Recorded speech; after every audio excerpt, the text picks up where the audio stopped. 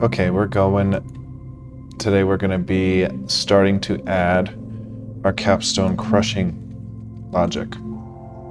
So a capstone can crush a standing stone.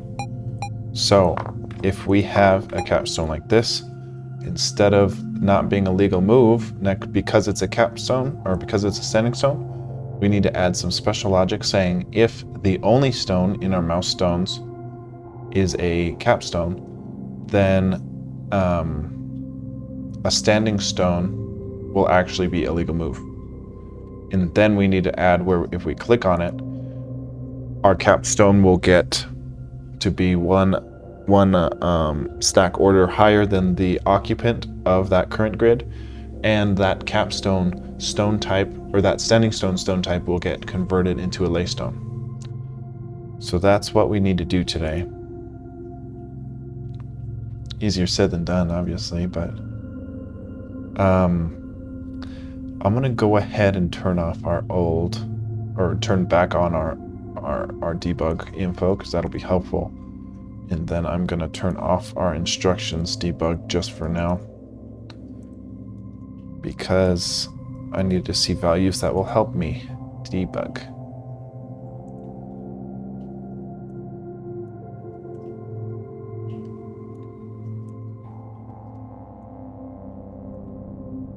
Okay, I am trying to learn Vim. There's a bit of a learning curve to it. I won't be in it for a while, but I'm hoping it will work. Here we go. So yeah, right now this grid would be a legal move false. So this is in a movement event 3. So in a movement event 3, instead of saying if it's occupied by a capstone, actually we don't know if that's in movement event 3, we need to find where our legal move falsifying is. I think it might be in a movement 2. And then make an exception for if the only occupant in our mouse stones is a capstone. So we'll try to find any legal move getting false.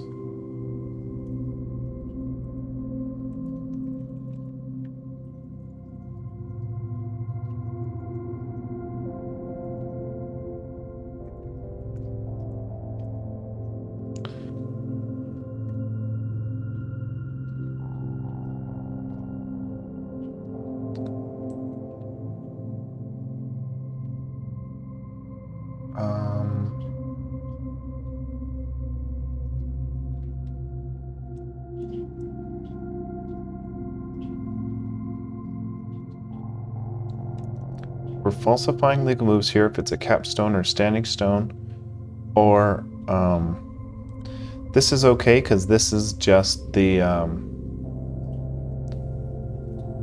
actually, or occupants is 14. What exactly is this?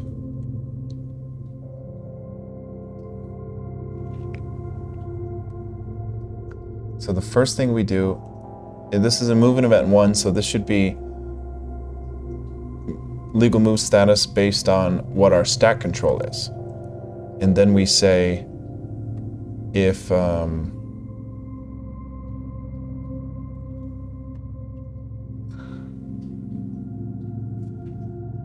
gotcha. This is just the surrounding stones.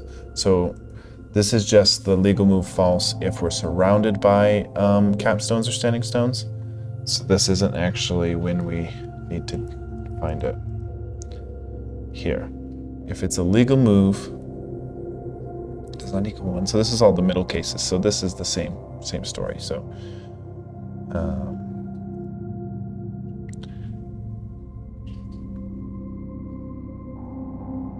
where is this?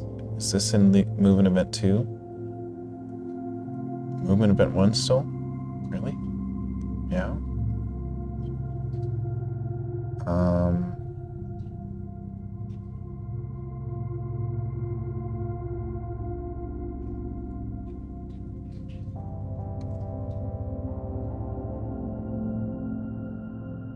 So what we're doing here is we're saying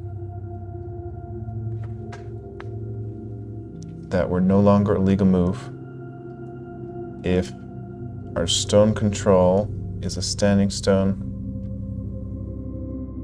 or a capstone. Flushes legal moves if space includes. Now,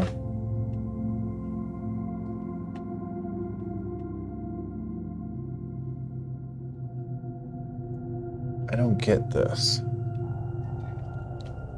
Why would we be falsifying if we're standing stone or capstone in a movement event 1?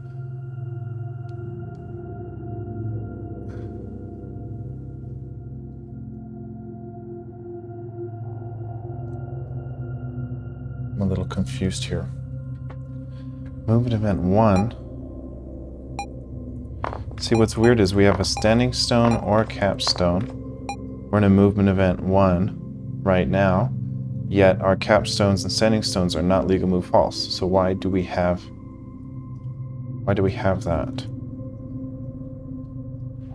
This flushes the legal moves. What do I mean by that? Flushes legal moves if space includes capstone or standing stone.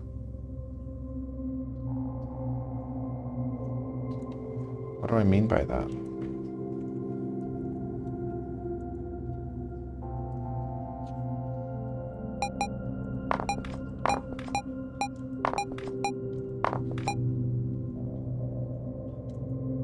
Oh, wait.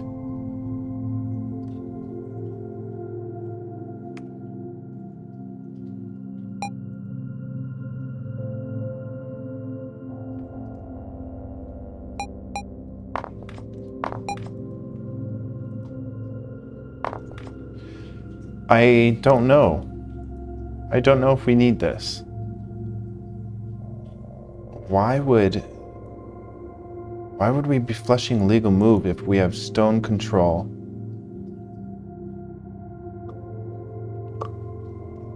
What?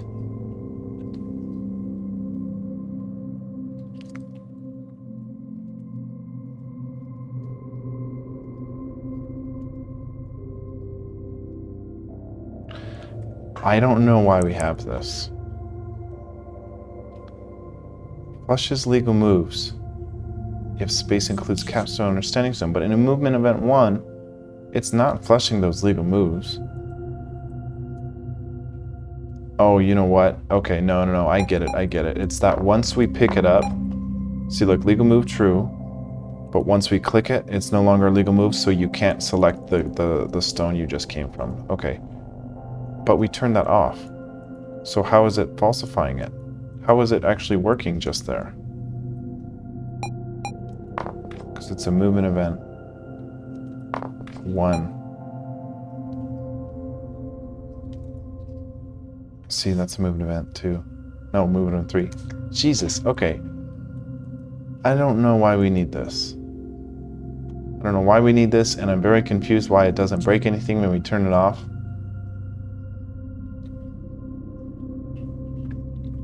We assign our legal moves based on our movement origin.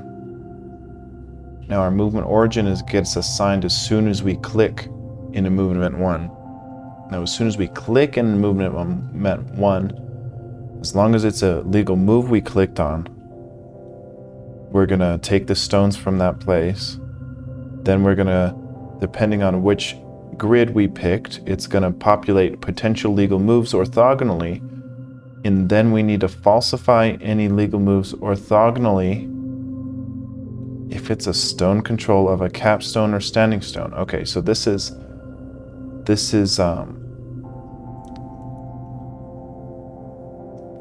makes it so that we can't move on top of a capstone or standing stone. So that's what this is. I don't know why I was so confused about that, but now that we have that turned off, watch if I pick up this, it says we can move on top of a capstone, which isn't the case. So we do need this. We just need to say that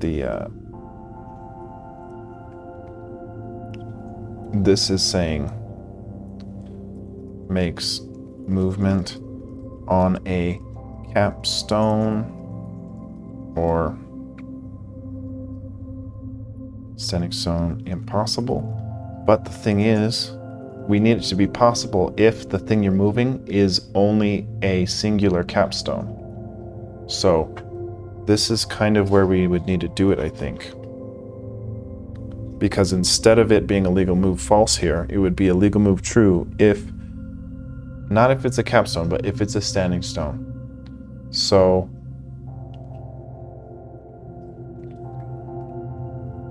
what we can say,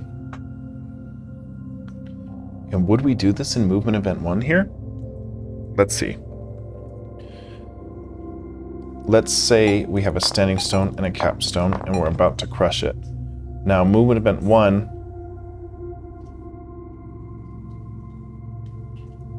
yeah. And the thing is, we changed our code a bit, because if you notice, that went straight to a movement event 3. Because we wrote if you pick up only one occupant, you don't have to decide how many to drop, which would be a movement event 2. You would just go to movement event 3, which decides where to place it. So I think we do need to do it right here before we switch. We technically switch to movement event 2, and then we would switch right here. As soon as we're movement event 2, if we have only one occupant, then we're movement event 3 already. So we do need to add the logic right here. So we can ask something right here that we say if our mouse stone occupants is 1, because we should have our mouse stone occupants assigned by now, which we do it right here.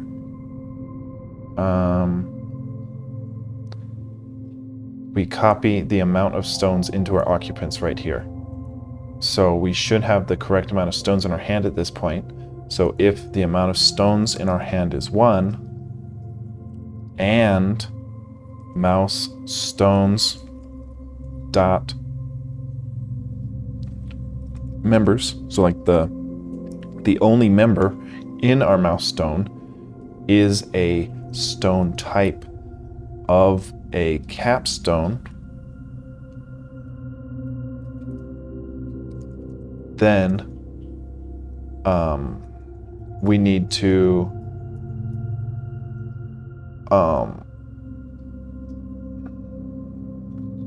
then we actually need to check each grid, like we're doing here, for a stone control of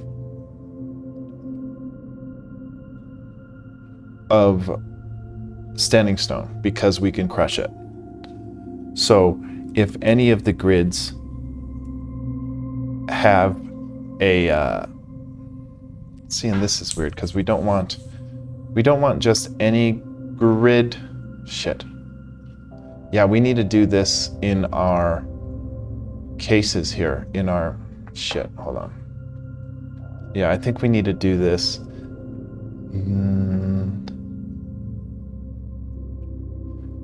Because we don't want just any.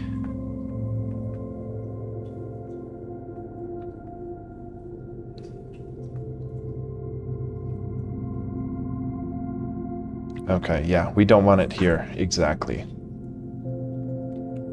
We don't want it here. We want it in each of our cases. I'm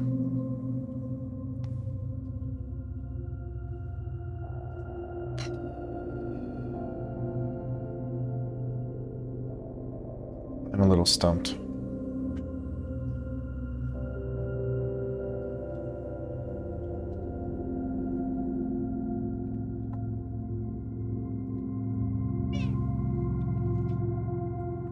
Hey, sweetie. Hey, sweetie. I know. Oh, I'm looking for where we're falsifying our legal moves. Which...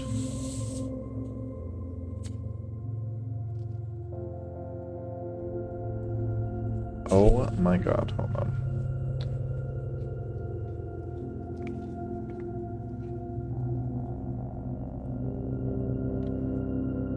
Now, I think we moved our falsifying legal moves mainly to these illegal moves. Is that the case? That's in a movement event 1.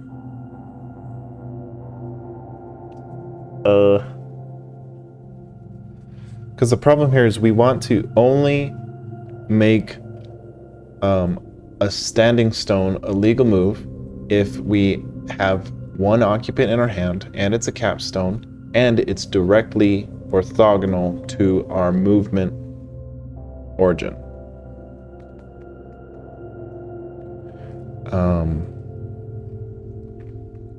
But we'd have to check, in order to check that, we need to check our corner cases, edge cases, and middle cases so we don't crash. Just like everything else in this game.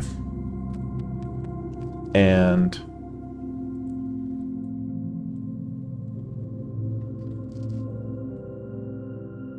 I don't see where we're falsifying. Oh, what?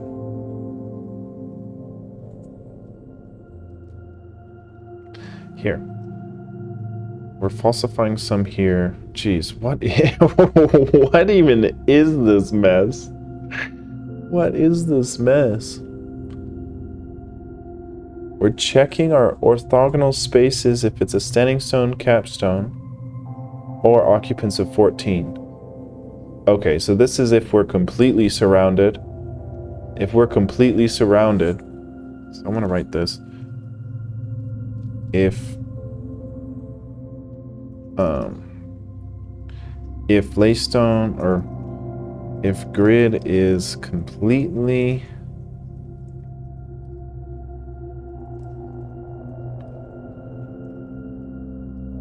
surrounded by illegal moves,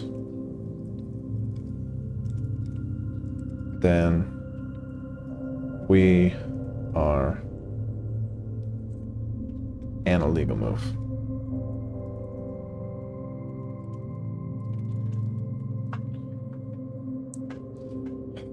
Okay, now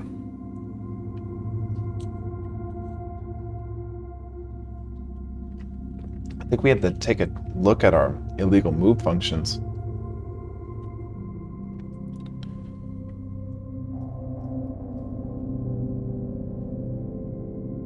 Okay.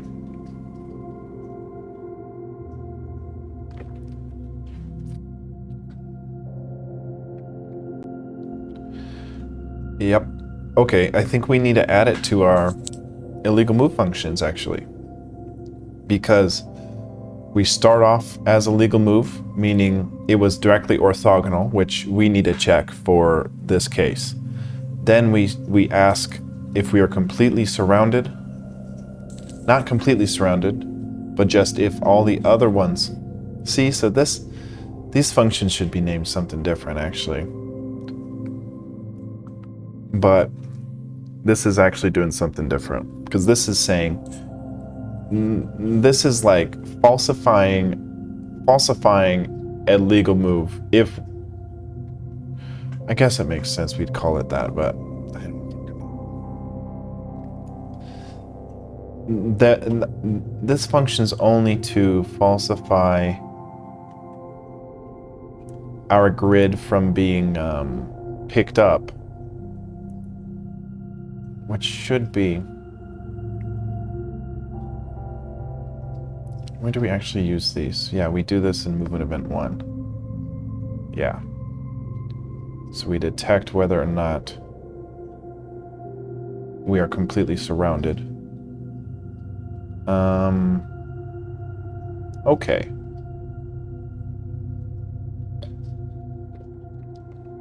But we're not... God dang.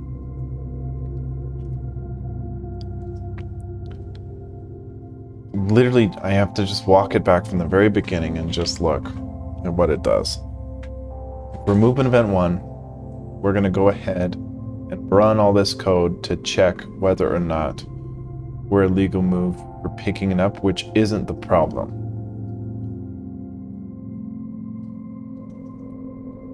Now, our solution could potentially still be in movement event 1 because we skipped to movement event 3 by the time we click.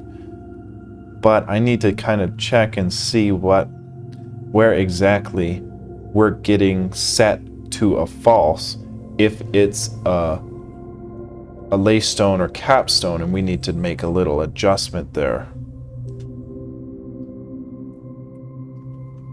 It's hard to wrap my head around it because it really is complex. We got over 1,000 lines of code.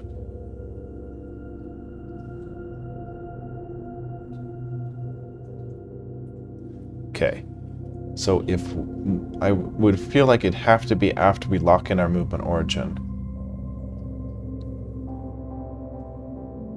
I guess, let me check something here. Now we should be, not what I wanted. Okay, if it's our turn and we select a capstone, our legal move is false because it is a standing stone. So where do we do that? Where do we say directly orthogonal to us if it's a standing stone, make it false? We say right here, if stone control is a standing stone or capstone, make it false. This is where we just were. Makes movement on a capstone or standing stone impossible. Yeah, it's right here. So why did we decide that? Sorry guys, it's been a long day. I haven't I'm not very sharp right now. But we just decided that we wouldn't put it here. Because we need to check orthogonally. So I think we can do it after this. I hate to do the corner case, middle case, edge case for every little thing. I don't know how I haven't figured out a way to do that better, but basically we need to say, sure,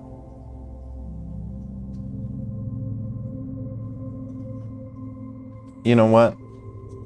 Yeah, because what we don't want to do is just willy-nilly make it a legal move true if it's a standing stone, because we can't take a capstone and move it to anywhere a standing stone is. We have to check right next to us. We have to. So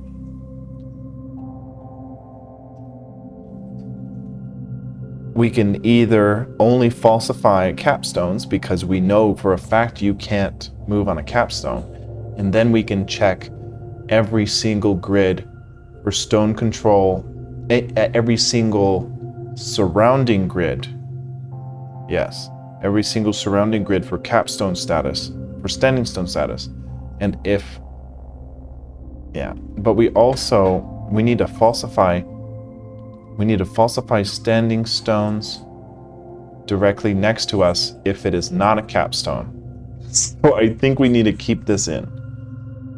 And then we need to add a special thing.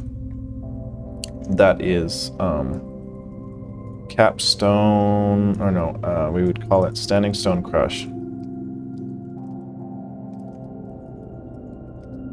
So we need to basically re-legalify our legal move if our only mouse occupant is a capstone and the surrounding grid is a stone control of a standing stone.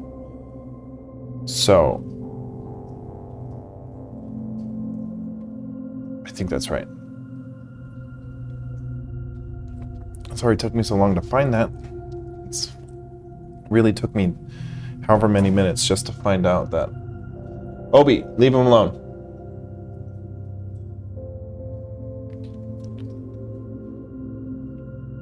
Okay.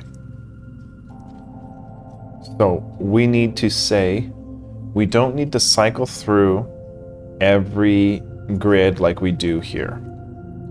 But we do need to cycle through every orthogonal space from our movement origin. Now, we have to do it specifically just like we've been doing it with our corner case, edge case,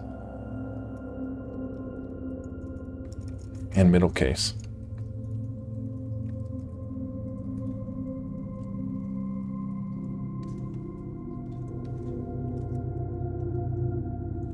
So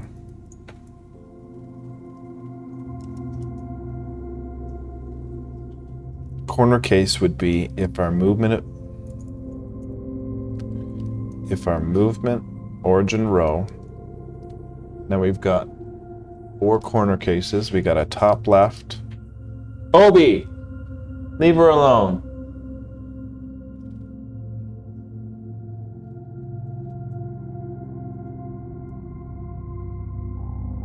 It's okay, sweetie. You go lay down, Obi.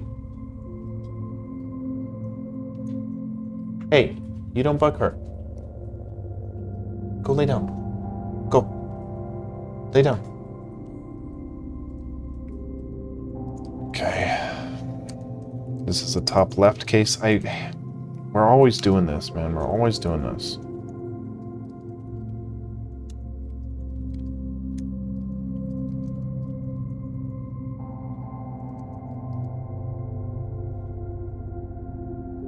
Trying to practice my typing skills. So I'm trying to not look at the keyboard, and it's pretty brutal.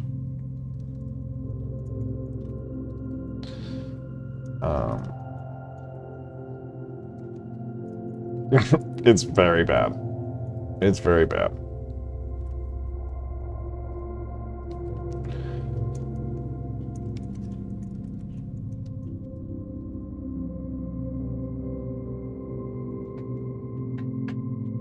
We need bottom left, so that's 5. And a movement origin column that is equal to 1. That's bottom left. And then we need to say... Sorry, I'm trying to practice my typing without looking, and it's pretty brutal.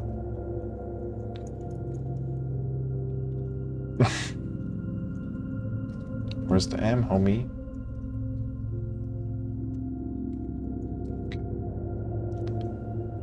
Movement origin row would be 5, and movement origin column would be 5. Keep looking down. This is just our corner cases, but we need our edge case and middle case. I hate that we have to do this every single time, man. I don't know a better way to do it. Now,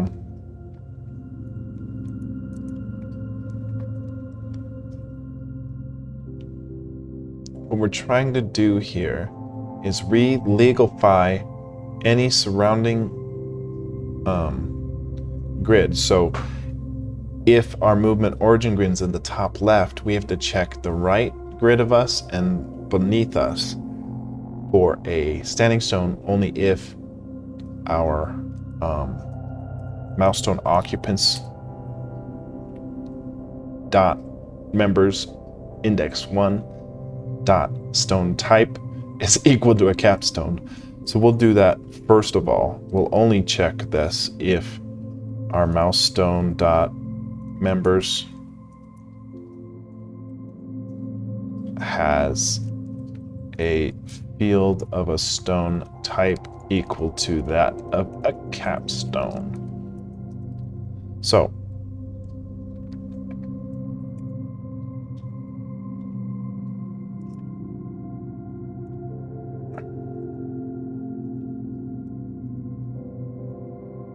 oopsie. Okay, so we need to check the grid to the right of us. The top left, we need right and below. So right of us would be same row, 1 over. And we need to check if that grid's stone control is equal to that of a standing stone.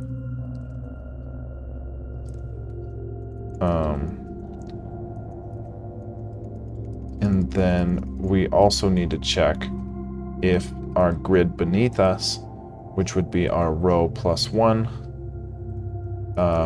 we can hard code them in because it's asking explicitly for the grid 1, 1 as a movement origin column, so we can hard code them in here. 2,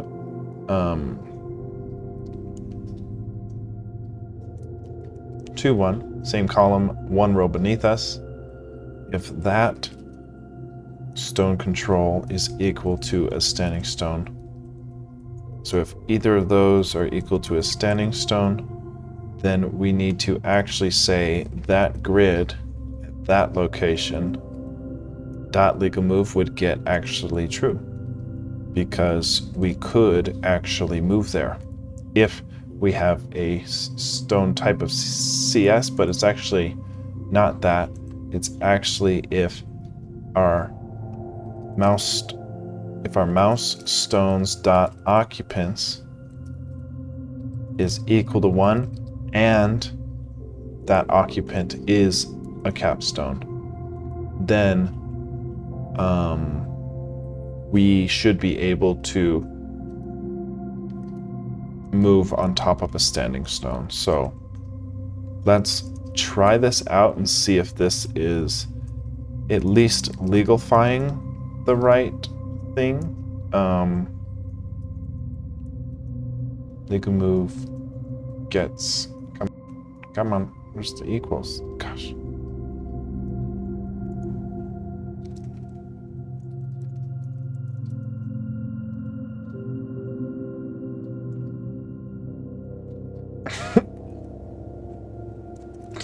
It's hard to not look when I type, but I'm trying to get better at that.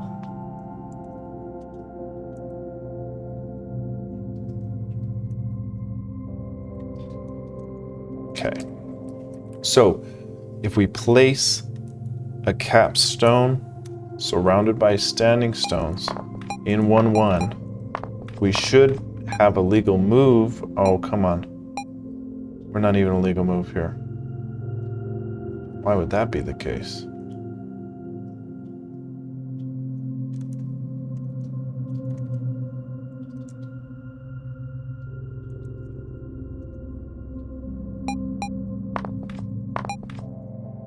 So we're able to pick that up.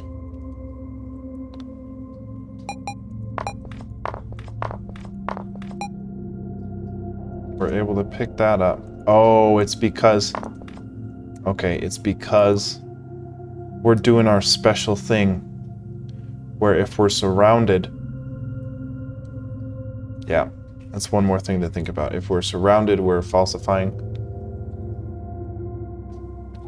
But we should be unfalsifying it here, which is kind of confusing to me.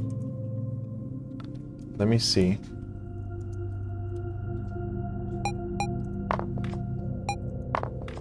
So if we're not surrounded, we are able to pick up a capstone, and it looks like the standing stone is a legal move.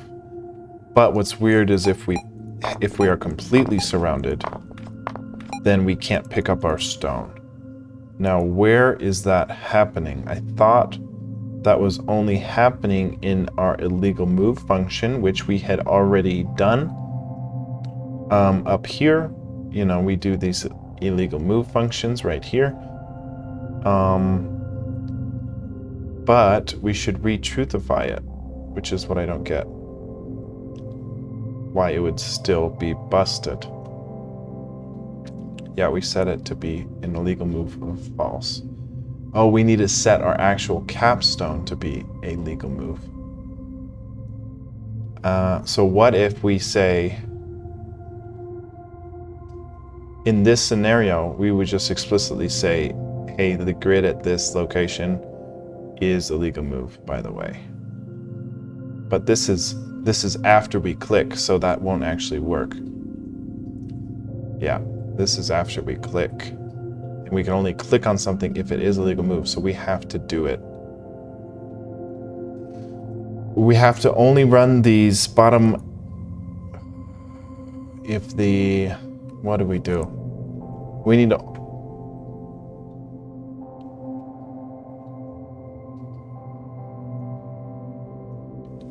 Okay, let's take a look at our function here. Our illegal move functions. Now, our illegal move functions only test if we are a legal move, then if we're surrounded. So...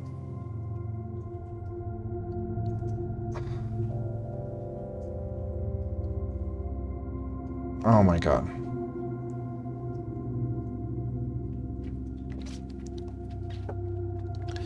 I want to say we only do this for non-capstones. But we run this before we even pick up a capstone. Why is this so difficult? I thought it'd be easy to implement, and it's proven to be very complicated. Yeah, so this is before we even pick up. We determine what's an illegal move before we even pick it up. So what if we say after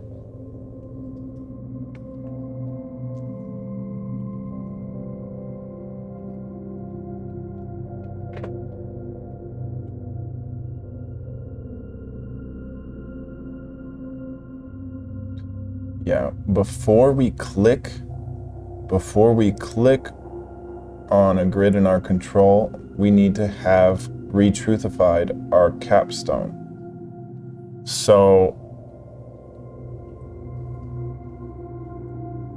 And our capstone is getting to be a false if it's surrounded within these functions.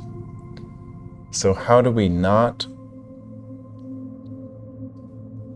I think we just add in our functions to not falsify it if it's a stone control of a capstone, because we would still need to be a legal move there, because capstones can move on anything except a capstone. And you can't be completely surrounded by capstones as a capstone move, so I think we can add it there. We can say here if it's, we can say, and it's running through, this function's running through.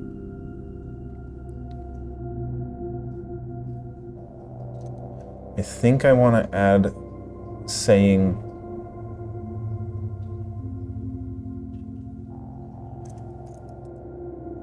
I think we need it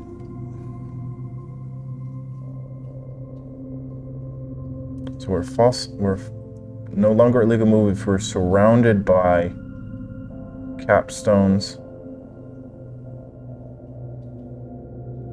or occupants of 14 or standing stones. But we don't need to falsify it if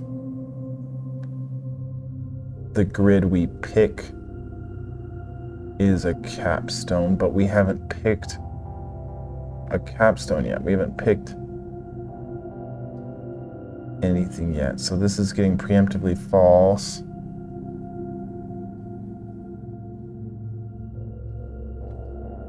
And we're saying if this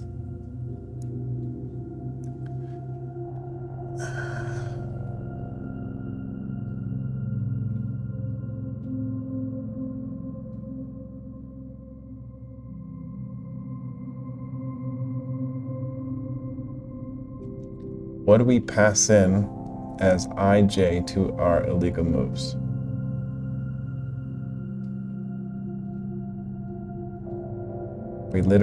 We pass in every case. We literally pass in every case.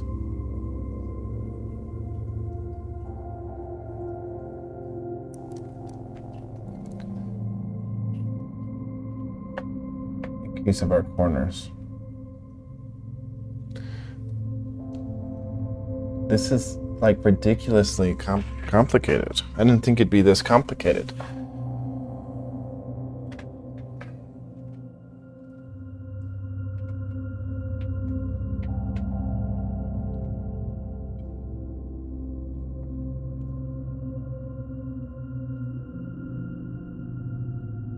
Hi, kitty. Hi. Hi. You want to say hi? No? Okay, yeah, it's tricky. Do you want to snuggle? Yes? Hi. Yeah, it's tricky because we're falsifying things before we select. Okay, so I think after we falsify this crap, after we do this, we need to say By the way, anything of a capstone is a legal move. That's all we have to say. That's all we have to say.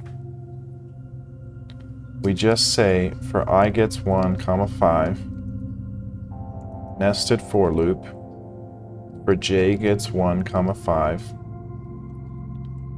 and we say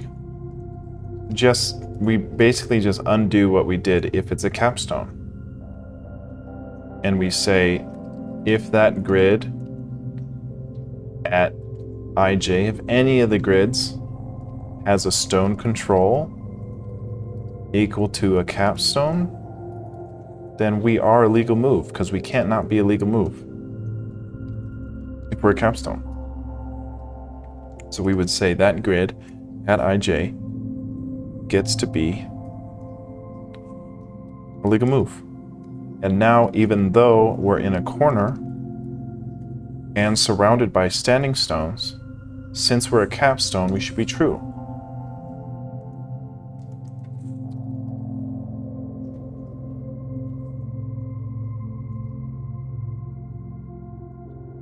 So, we're a capstone, we're surrounded by standing stones. Even though we're in a corner, we're still a legal move. Now, when we pick it up, we can actually legal move on top of a standing stone and a standing stone of the other color, which is the right behavior. Now, if we're surrounded by a capstone and a standing stone, and I'm going to actually put a standing stone of a different color. Now, we're still a legal move as a capstone, but we cannot move on to a capstone, but we could move on to a standing stone. So what happens if we select our standing stone grid and dump our capstone on? It looks like we keep the right stack order. We would just need to modify the stone type of the topmost stone we move into, and then we're done. After we implement our edge cases and middle cases, because we've only done our corner cases as of yet. But it looks like we're well on our way here. I'm going to leave a little note here saying enables capstone to be legal move even if surrounded by standing stones or whatever.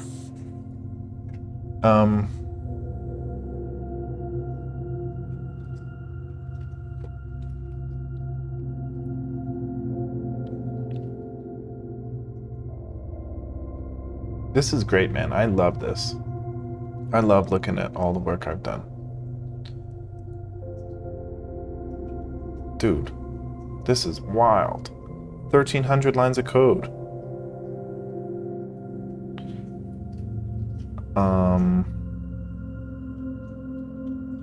Granted, it's not very elegant, but it's something I wanted to build, and I'm building it. That's awesome. Let's flesh out our surrounding moves.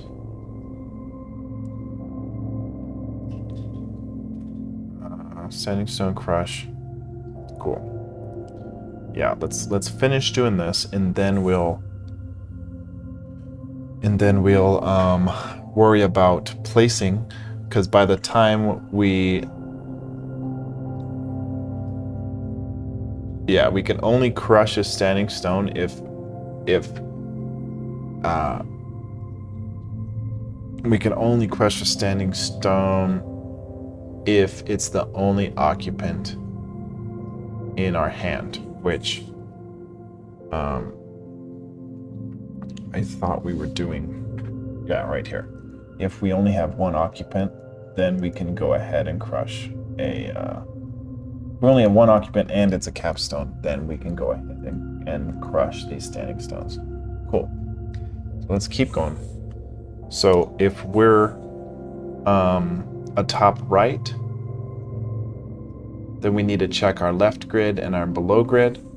So we would say left of us would be the same grid a column over, and a column over would be 4 in this scenario. Checking stone control for a standing stone, and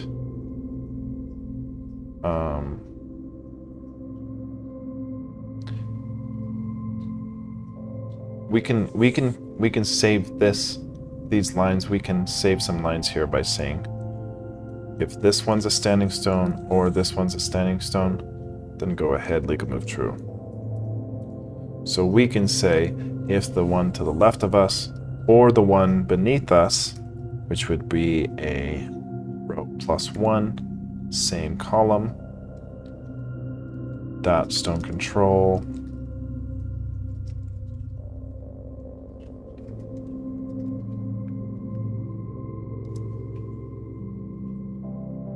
is equal to, oh lordy,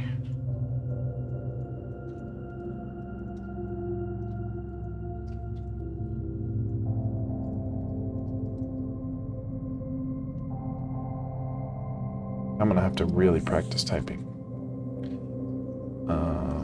The one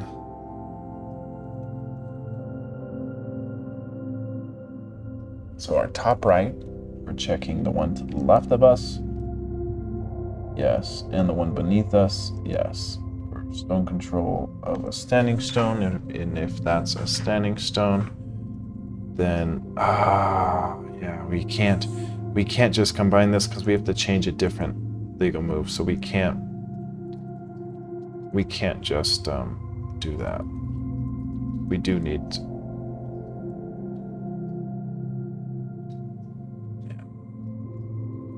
my bad. So we can say oh my God. This grid,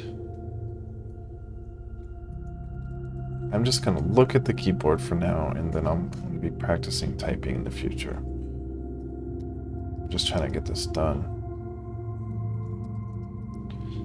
Okay, so we're a legal move if our stone control. Yeah, okay. Then we need the one to beneath us, so we say if our grid beneath us, which would be our row beneath us, same column, if that one is a stone control of a standing stone, then we'd go ahead and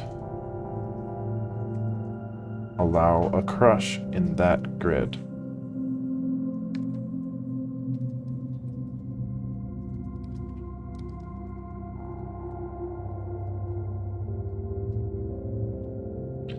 Okay, I'll try to speed it up. 5, 1, that's our bottom left, so we need to check above us and to the right of us. So above us would be 1 row less, same column, and if that stone control is equal to a standing stone, then we'd go ahead and put that grid at that location as a legal move true.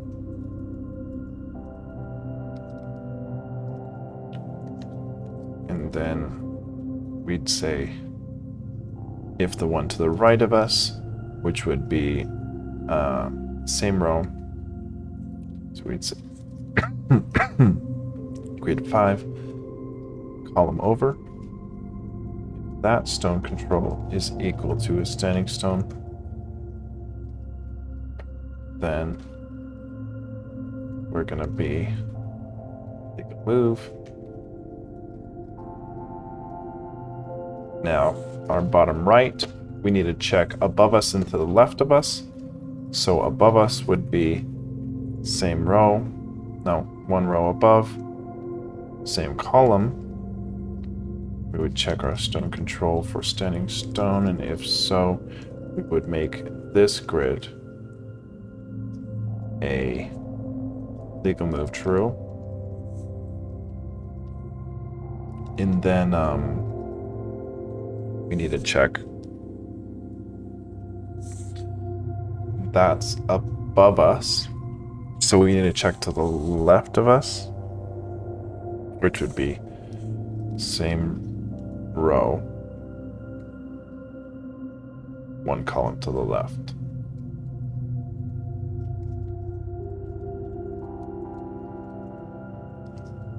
Is that right? We're 5, 5. Above us would be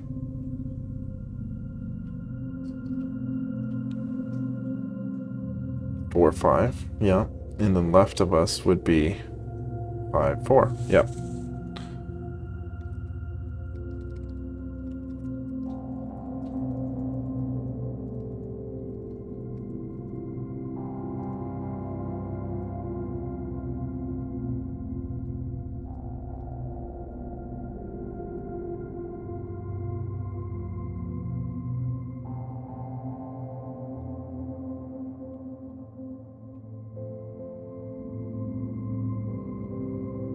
This kombucha is really good. It's like a grape one. Okay. So it looks like we've got our standing stone crush corner cases figured out. We can test those if we really want to.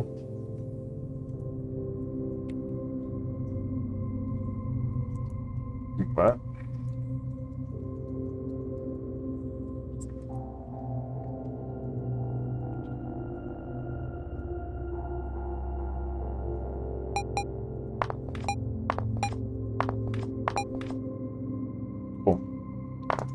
Yep, so we can crush a standing stone.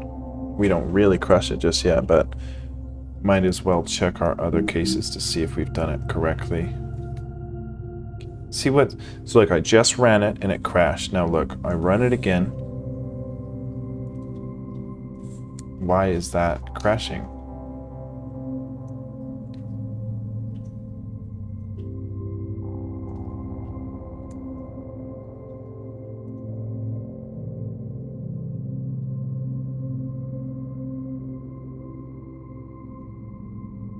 It just ran. It just ran for us. And now it's crashing. And now it's fine. I didn't change anything. I didn't save it. I didn't do anything. It just works and then it didn't work. And then it worked again. I'm going to blame scripting language for that, I guess. Cool. That one... Apparently, our reset is just crashing it. I don't know why.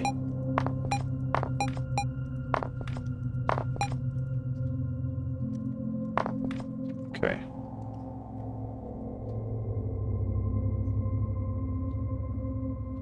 Now, I'm kind of curious. If we have a standing stone on top of one, and then we're surrounded, it shouldn't let us pick this up. Actually, it should, but it shouldn't let us lock it in.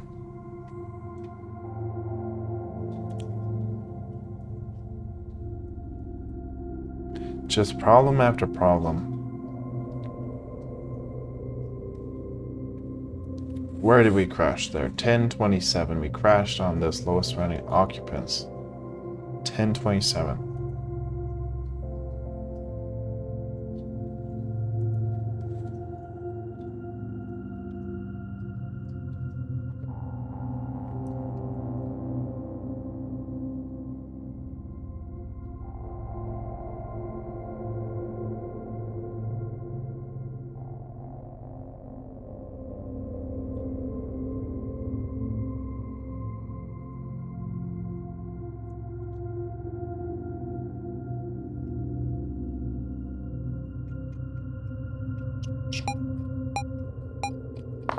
Does it know how many occupants we have? Yeah, it knows how many grids, knows how many occupants we have. Now, if there's no standing stone around us, picking this up is fine. Oh my god, man. It won't let us pick it up, which I guess makes sense. Because we'd have to lock in a move. But...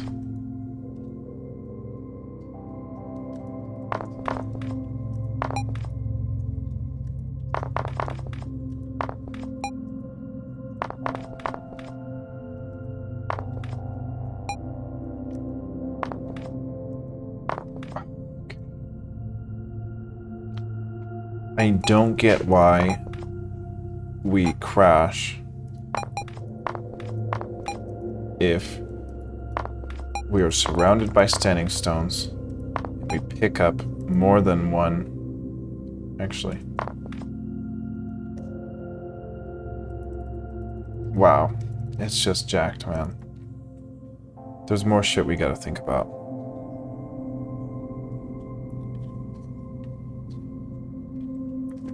We're not figuring this out today, unfortunately. What's going on here? Because this isn't a movement event 3, so it's not... Because it doesn't even say they're legal moves, so... Shoot, man.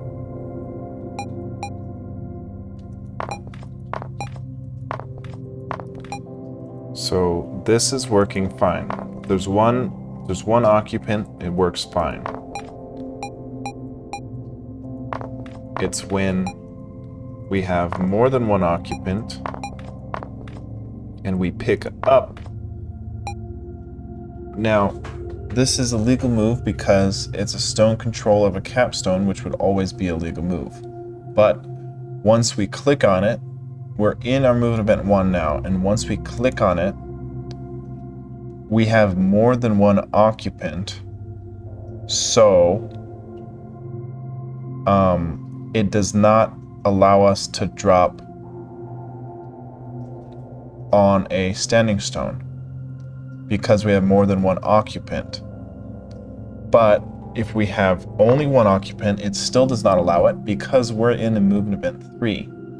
So we need to go into our movement event 3 and say, by the way, if we have one occupant and that one occupant is a capstone, then search every surrounding spot. Yeah, because we need to be able to toggle. Yeah. So we need to basically make a function of what we're currently doing and also run it in movement event 3 because you could lock in only one capstone. So maybe we just wait until movement event 3 to even do it. But we can't because we need to be able to... Let's see. So what if we move our capstone crush? I'm curious. Or yeah, standing stone crush. If we move our standing stone crush to not be in our movement event 1, but to be in the beginning of our movement event 3. But then, see, it's more complicated because we can't just set whether or not it's a legal move depending on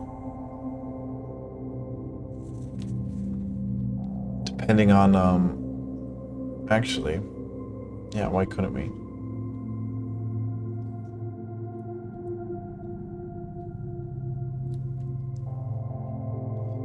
Okay, okay, let's try this. So I'm gonna take our standing stone crush and I'm gonna actually move this to movement event 3. So in our movement event 3, first thing we're gonna do is say, hey, check this. Check our surrounding stones and our mouse stone occupants, and then we need to do something because we need to re-falsify these if we have more than one occupant. So we need to say if our occupants is 1 and a capstone, then go ahead and hoy. Yeah, we would need to this would be running every frame, and we'd be saying,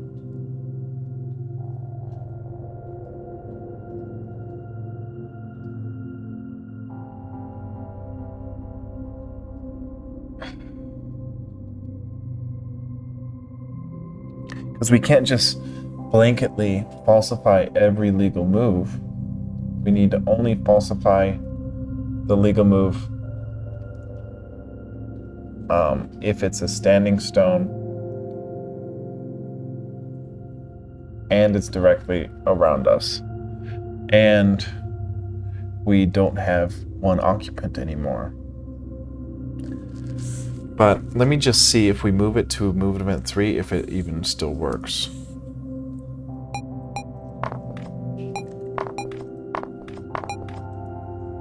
Okay, so that's looking good. We just need to do a bunch of different crap here, because we need to, it's one thing to legal move truthify it if we have only one occupant in our hand. So let's see here. Yeah, let's see here. If we have more than one occupant going into the move.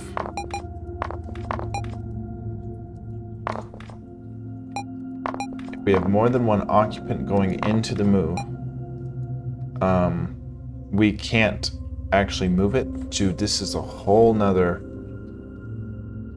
Okay, no, this is okay. Because we know it's a legal move because it's a capstone, and we know a capstone can move anywhere. But a capstone and its following stack cannot move anywhere. So check this out. Once we drop this one stone, this should now be legal move true, which doesn't happen, but I thought it would happen right here, since our occupants 1 and our members 1 is a stone type capstone, but actually this is where it gets fucked up,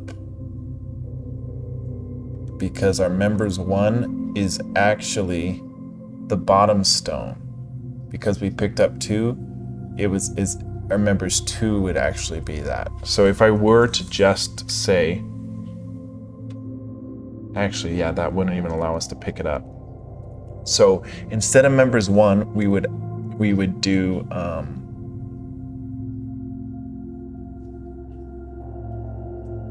wow. Yeah, we got to figure that out. Yeah, instead of members 1, we need to yeah, members 1 is fine if you only pick up 1 stone, but you pick up more than 1 stone, then the capstone is actually at index of however many occupants you picked up, and not members 1. So in order to pick up more than that stone and then truthify a spot going into it, we need to have an index of our capstone. So we need to add that somewhere. I'm not going to figure this out tonight. Nowhere close. Let's just leave us as good of detailed message about what we need to do so we can figure this thing out.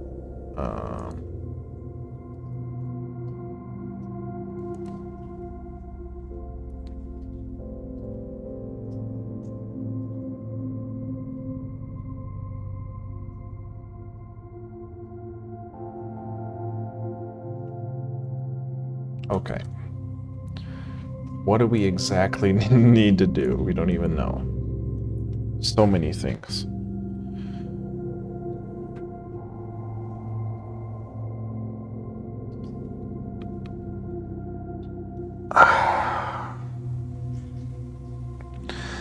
There's another thing we can do, which is if we're surrounded by a standing stone,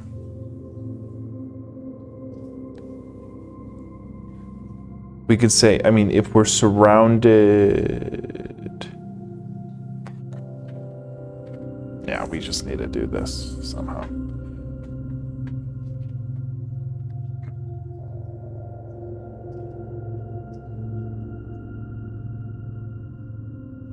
I don't even know what to tell us to help us out, to be honest.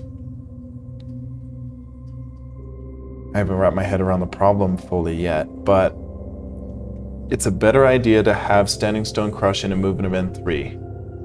But the tricky part is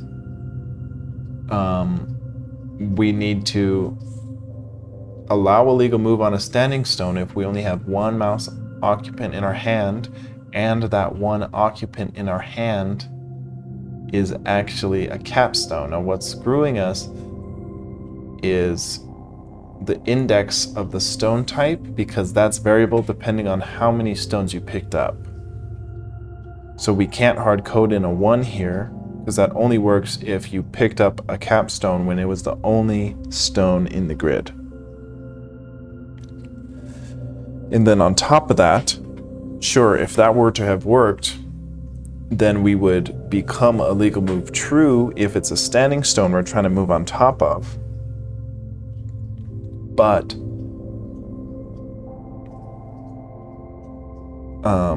if we drop our stones, so we only have one in our hand, and then we become a legal move true in that standing stone, if we go ahead and pick up some stones, we need to make it a not legal move anymore, because you can't trick the game like that.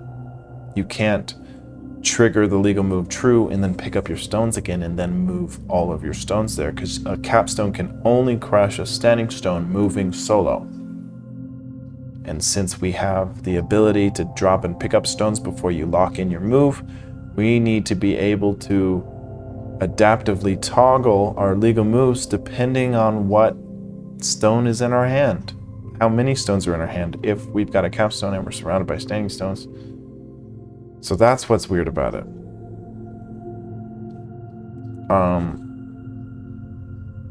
So we need to figure out a way how to index. We need to figure out a way to consistently index our capstone.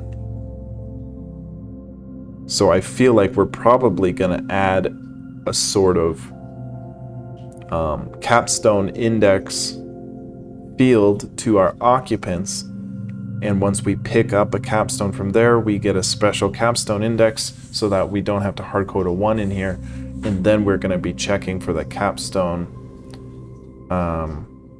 Actually, yeah. We need to check if it's a... Yeah, we need one occupant, and we need the only occupant to be a capstone, so... We could do that a little bit of a different way. We could, instead of indexing... Yeah, actually, instead of indexing a member and checking its stone type, what we could do is, if our stone control is a capstone, then we know that would actually work, I think. Our stone control is a capstone, and we have one occupant, then sure, legal move true. So let's see if that works, actually. So if we have 2 stones we pick up,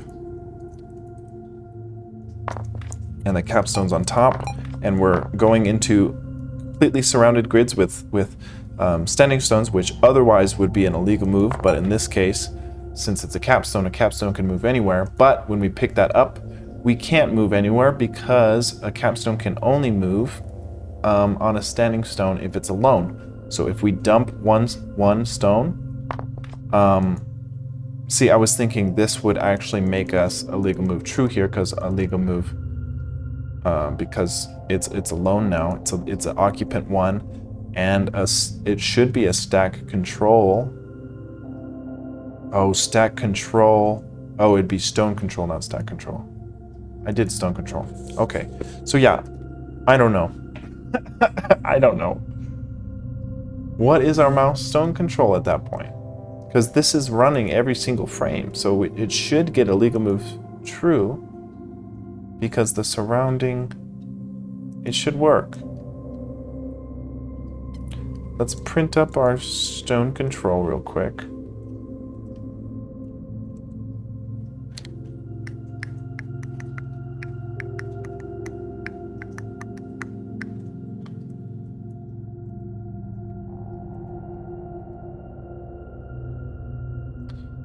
So I'm going to take this, I'm going to paste it, and we're going to say that this is our mouse stones stone control, which should be a capstone. And we're going to pass in our mouse stones dot stone control, convert it to a string at this line. Okay. Okay, mouse stone control. So, okay. Not what I wanted.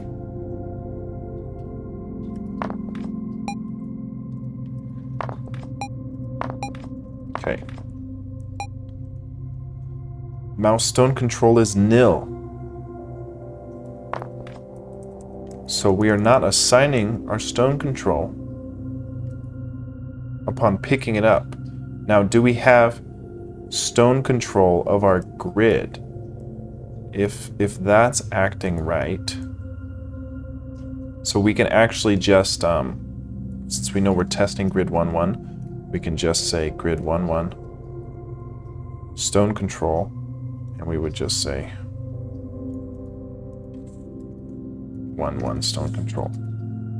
Let's see if that's working. If that's working, we should be able to copy it over, no problem.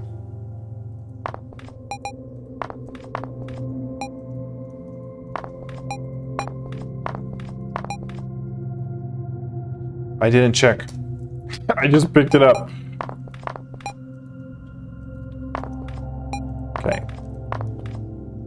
Turn off my stone. Yes. We have a stone control of 1, so we need to just copy over stone control into our mouse once we pick it up in a movement event. 1, 2, 1.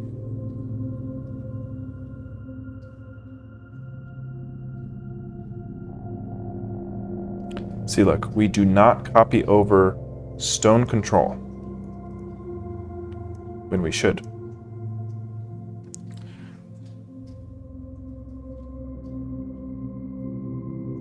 Oh, look, we do it right here. We update stone control, apparently. Oh, but for our mouse grid, not our actual mouse stones. So yeah, we update stone control for our old spot, which would nullify it, but we're not actually updating our stone control for our mouse stones, which we need to do. So let me take a look at our update stone control function and make sure we can pass it in a, I'm hoping you can pass in, yeah, an occupant, which it looks like you can. Now it's going to take those members and it's going to copy stone control from the stone type, starting at the max stone height, going down as long as it's not nil. So it should work. So we'll just need to run this function on our mouse stone. Mouse stones is the occupant, at which point we'll be good. So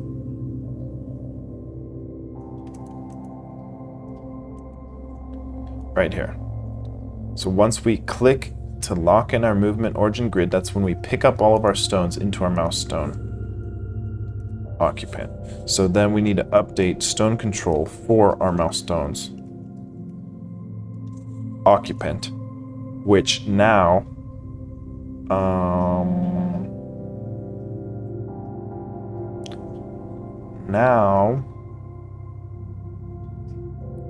now this mouse stone control should get populated with a capstone. So now we should only become a legal move on a stone control of a standing stone if our mouse occupants is 1. So if we go back here and print up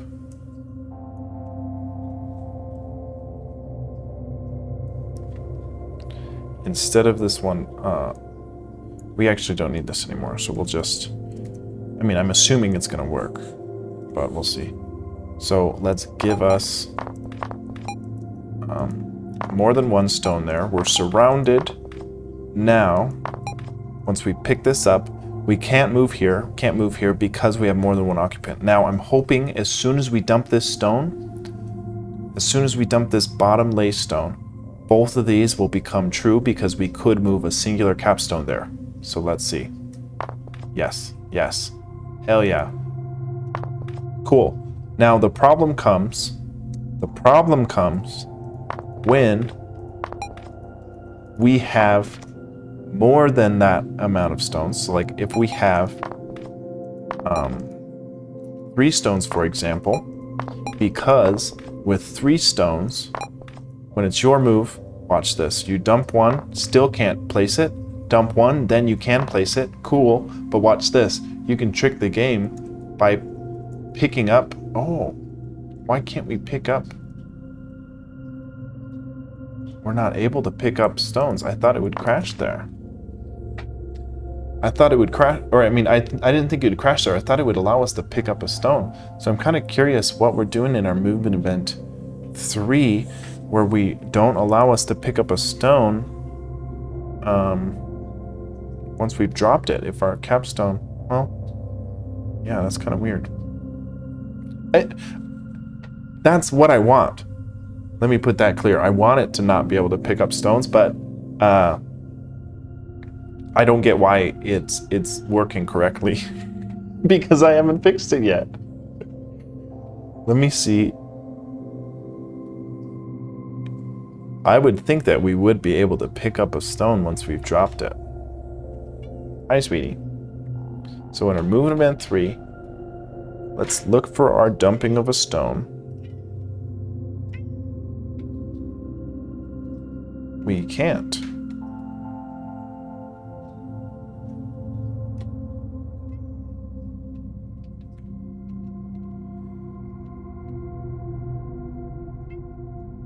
I'm wondering if we can't pick up any stones.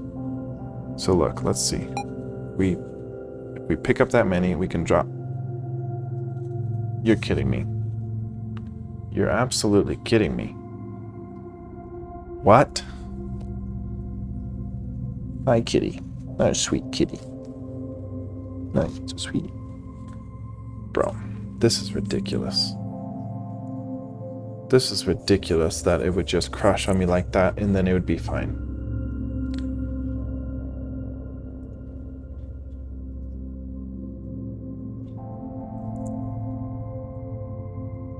I shouldn't. What? What? Like, what would I... What? It was just running. I didn't save anything different. Everything's saved. Yet we crash. And then we're fine. What the... Okay, so look, if we pick this up... Now... You're kidding me. I can't even drop stones. Let me see if I can...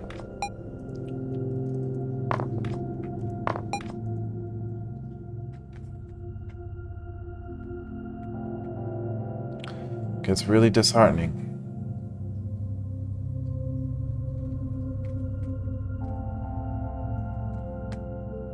Why would we crash there, man? Why? We've never crashed on picking up a 2-stack before, like... And now it's fine. I am so beyond confused.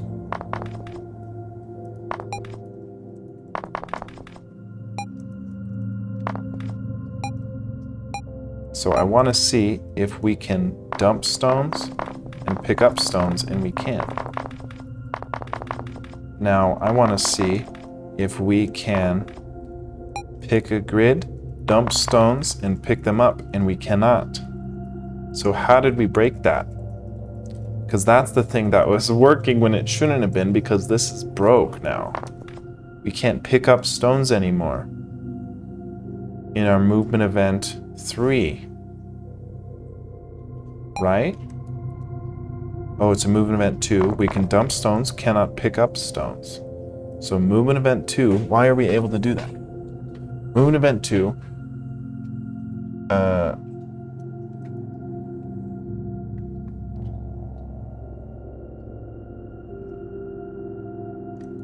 we should be able to pick up stones.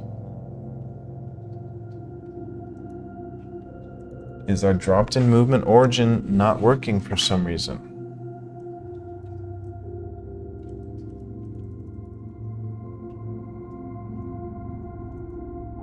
Dropped-in movement origin on our page 2 of debugging, we'll be able to see. So let me just get... I'm not using the tester stacks because those are just not really working at the moment. It just crashed. I just don't get why it crashed. But page 2, dropped in movement origin, we didn't shift the Y.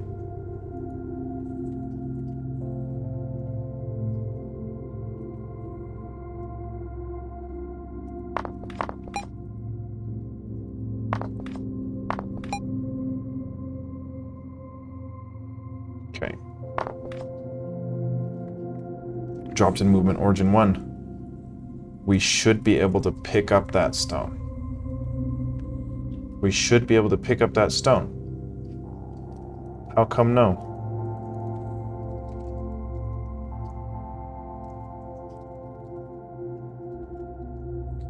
Movement event 2, if up is pressed and dropped in movement is greater than 0, which it was 1,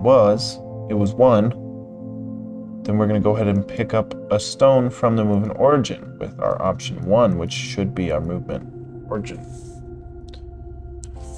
Pick up stone. Let me see our pick up stone logic.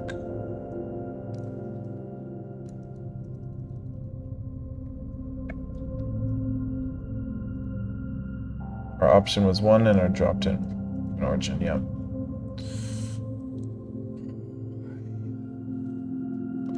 Why can we not pick up a stone anymore? Why would we not be able to pick up a stone? Tell me. We can't even drop a freaking stone. Dude. How long has this been broke? Where we can't drop a stone? And that's just crashing on the tester stacks. But not all the tester stacks. And why would... Bro.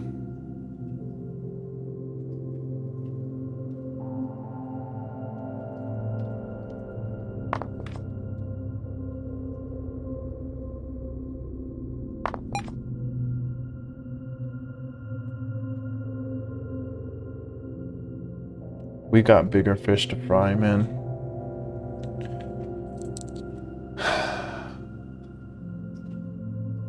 We can't even drop a stone.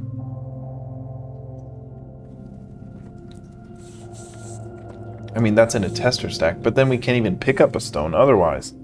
In a movement event 2, how long has that been broken? Movement event 2, pressing down, we die. Movement event 2,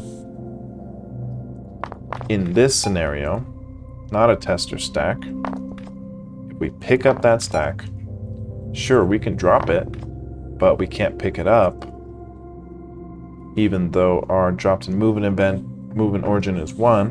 What if we had 3 stones here? What if we had 3 stones here? We can drop it, pick up 1, drop it, drop 2, can't pick up 1, can't pick up any. Let me see. So it's able to work if we have a 3 stack. Let me see what our dropped in movement origin looks like. 0, 1. So what? We're able to pick up, that's what doesn't make any sense to me. We're able to pick up a stone if we've dropped 1, if we have a 3 stack, not in a 2 stack though. And if we've dropped 2, we can't pick up any. What? What?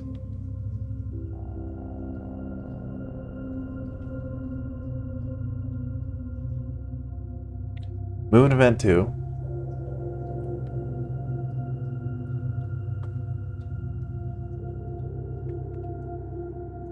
This is what's screwing us. If we have one occupant, see, if this needs to be, let me see if this is what's screwing us, because I think it is. We added that in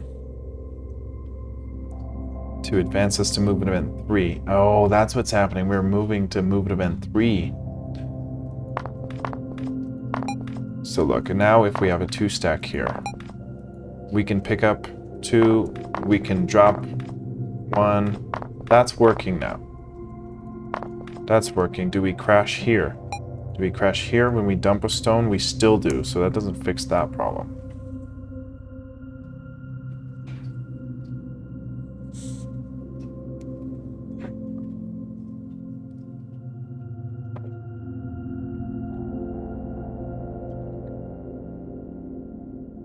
I have zero idea why that would crash there. It's crashing here in movement event 2, and this is all the code for movement event 2. And all we're doing is dropping a stone in the movement origin, which we select when we select it to get to a movement event 2. So why is it crashing? The weird thing is, this tester crashes, this one doesn't. That one crashes when we try to drop. Play state 90, attempt to index nil value. So play state 190.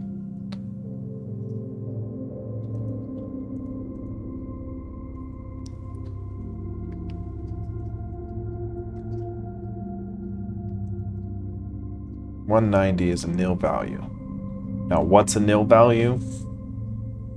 I don't know. One of these two things. It's either the occupant we pass in, which is our movement origin space, or it's a milestone members at our lowest milestone stack order. Great.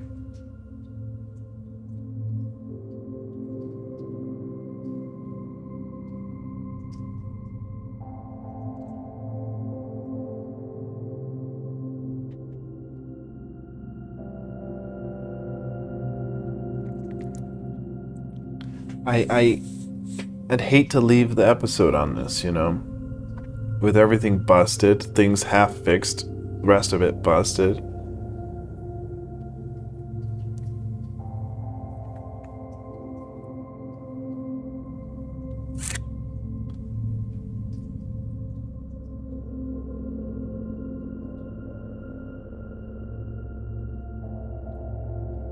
Wish I knew what exactly was a nil value.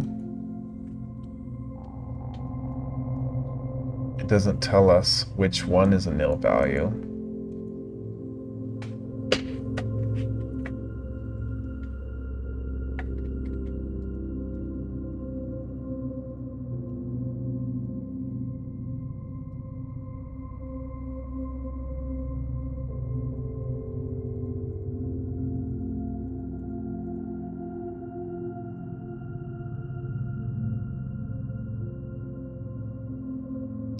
So we're assigning our lowest milestone stack order to be the stack order of the topmost milestone member.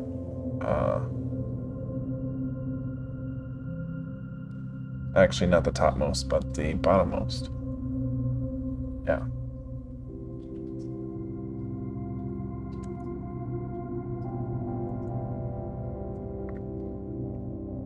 It really sucks that everything's just breaking now for some reason. And it wasn't breaking before. So like the weird thing is, I think just the tester stacks are busted. Because let me try to split up some of these tester stacks. Let me move this one at 2-3. Let me move that one over to like 2-1. So let's go to our tester stack. And the 2, 3 one we're gonna put at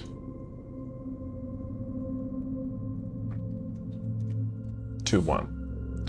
Then we're gonna try to drop that puppy. Still crash.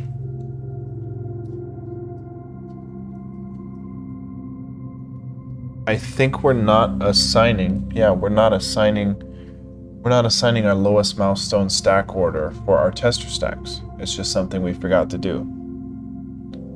So if we look at when we assign our lowest milestone stack order,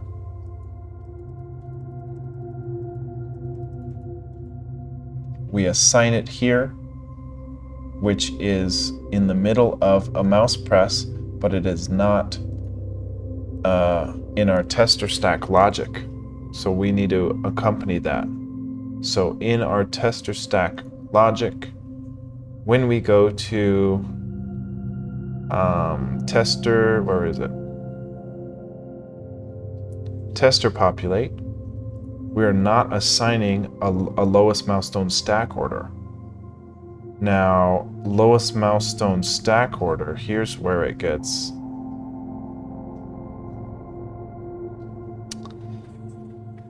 you know what? We don't. Lowest milestone stack order is a global variable, so it doesn't get set for every single occupant. So it's actually might be right here.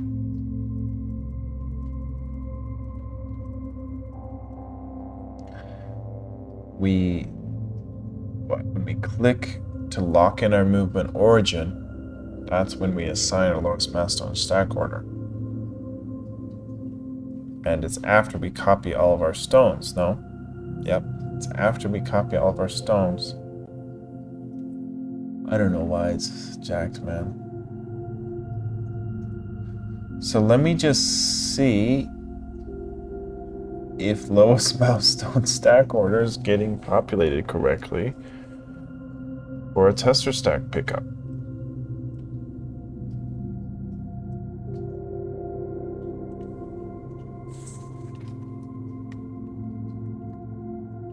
Lowest milestone stack order.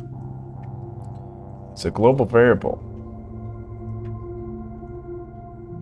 That's on our debug 2. So let's see.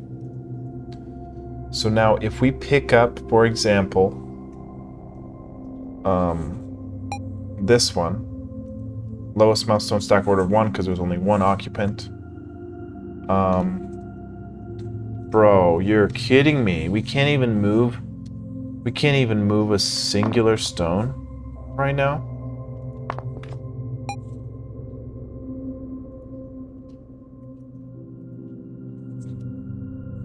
This should be moved event 3, which it is not because we turned it off. So if we lock this in to be a movement event 3, we can now dump it in.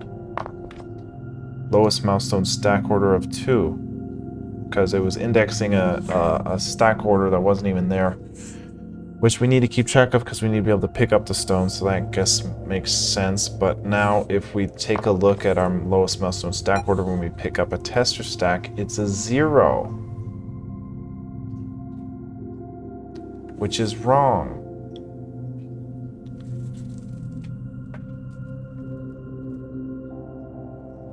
Lowest milestone stack order of 0.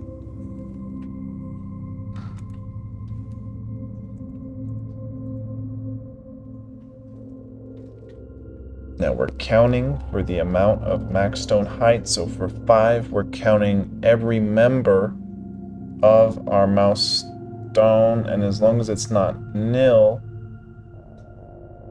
see, we actually need to count downwards, don't we? Lowest mouse stone stack order. What does that even mean? That means the mouse stone at the bottom of the one in our hand has a stack order size of something, and in this case it's going to be the members that index. So this, we need to count down. We need to say for I gets max stone height, I think. Let me see. How was this working if we had it backwards? So I don't think this is actually right. We're going to count down. No, that's not right. That's not right. I think this break isn't working like I thought it was. If we pick up more than 5 stones, our lowest milestone stack order gets incorrect. So we need to come up with another way. Instead of this break, we need to say, why wouldn't that break work? Only once upon a click, so it should work.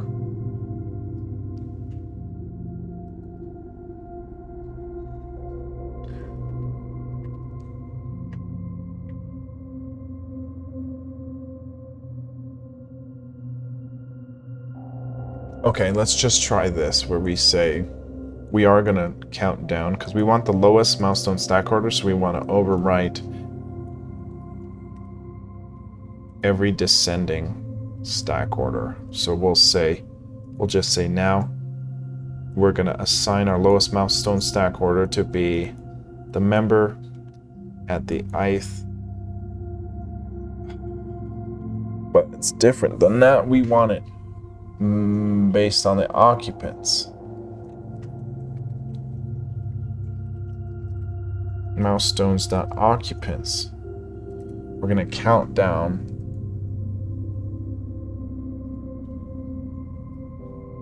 Why would we even need to count down? We just need the index. Oh my god.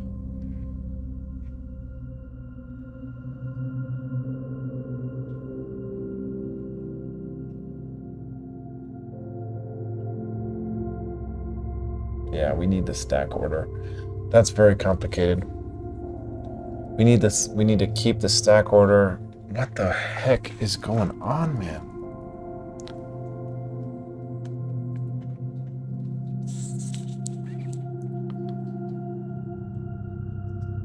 This is such a shitty episode, guys.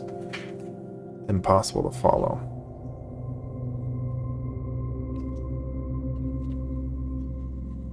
The bottom line is our lowest milestone stack order is not getting us set correctly on a stack more than 5. And we're only now realizing it because we weren't dumping any stones from our tester stacks. We were just moving tester stacks. If we tried to dump any, we would have figured out that this was broke this whole time, but we didn't.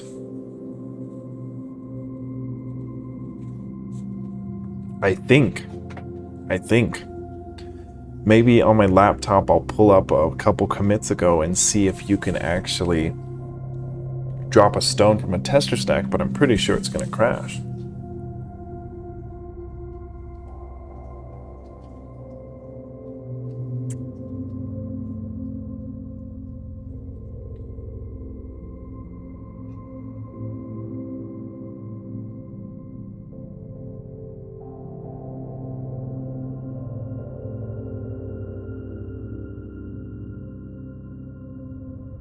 There's got to be a better way to assign lowest milestone stack order than a loop. There has to be. Now once we click, we know how many stones we need to copy. Now that doesn't really help us index what stack order our lowest milestone would be.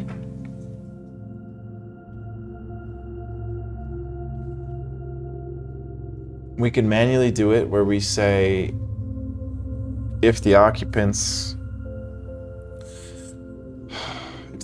is less than 5, we know lowest milestone stack order is going to be 1. If it's 6, we know it's going to be 2. If it's 7, we know it's going to be 3.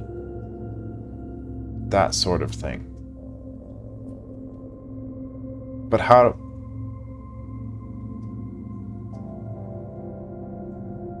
I don't know, man. I don't know. It's broke. It's broke. We need to fix this. I'm gonna say, fix this.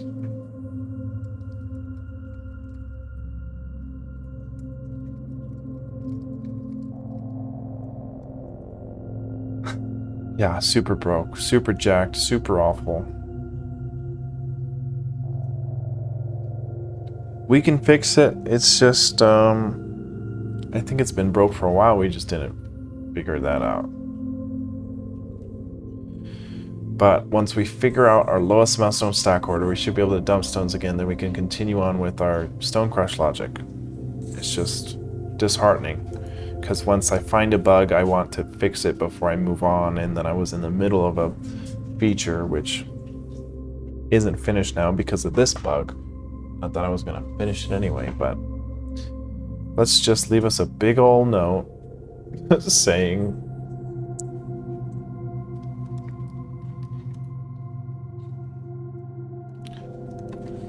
the first thing we need to do is fix lowest milestone stack order on stone pickup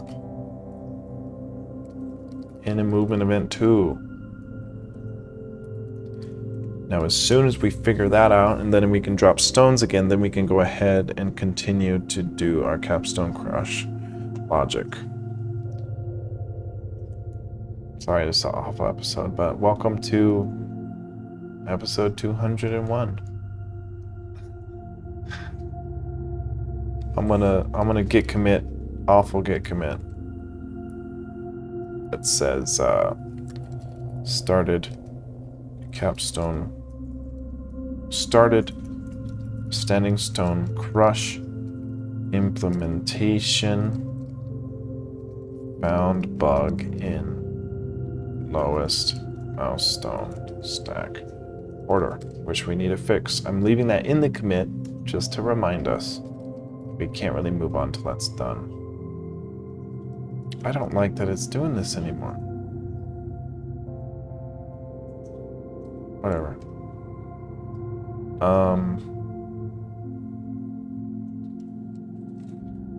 I guess it pushed.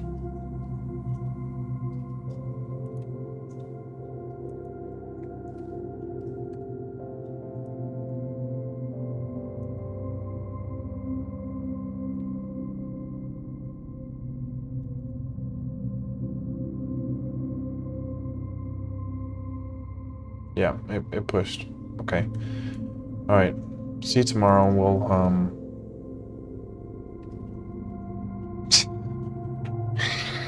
yeah, we'll try to get going on these fixes. It's tough, man. It's tough. I've never built anything this complex at all. I mean, Joust is the most close, complex thing I've done, but it's been I feel like there's less things you can do in Joust in a certain way. You can only control the ostrich.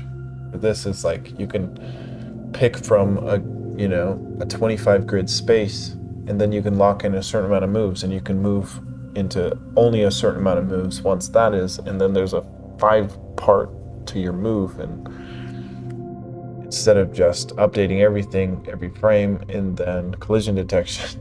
So it's just different. It's different, but I'm glad I'm doing this.